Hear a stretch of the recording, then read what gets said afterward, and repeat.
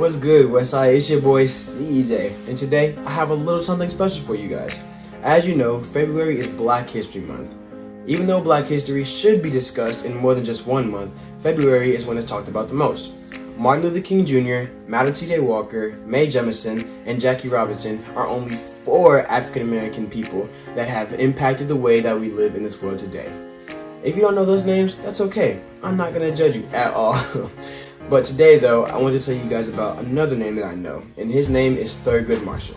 Thurgood Marshall was an American lawyer and civil rights activist who served as Associate Justice of the Supreme Court of the United States from October 1967 until October 1991. Marshall was the court's first African American justice. Thurgood Marshall was born on July 2nd, 1908 in Baltimore, Maryland. His father, William Canfield Marshall, was a railroad porter and a steward at an all-white country club. His mother, Norma Williams Marshall, was an elementary school teacher. Thurgood Marshall graduated with honors from Lincoln University in 1930. After being rejected from the University of Maryland Law School because he was not white, he attended Harvard University Law School.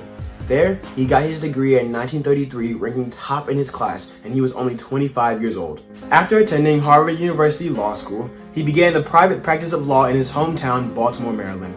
One of his first legal victories was Murray v. Pearson in 1935. This lawsuit was accusing the University of Maryland of violating the 14th Amendment's guarantee of equal protection of the law by denying African American applicants admission into the school solely on the basis of race. I see why Thurgood Marshall was so persistent in this case now. He went through a very similar situation a couple years back while trying to attend the University of Maryland. Through his own understandings and his own experience, he was able to win the suit. Thurgood Marshall won 29 of the 32 cases that he participated in. And of those 29 suits, probably the most famous one that everybody knows that impacts a lot of kids today was the Brown v. Board of Education Topeka. On May 17, 1954, the U.S. Supreme Court ruled unanimously that racial segregation in public schools violated the 14th Amendment of the Constitution, which prohibits the states from denying equal protection of the law within their jurisdictions. Marshall argued that segregation in public education produced unequal schools for African Americans and whites, and that argument right there is how he won his case. Studying law and subjects of that field are certainly not easy, but to see a young black man persevere through racism and segregation to make an impact on the world is always encouraging to hear and see.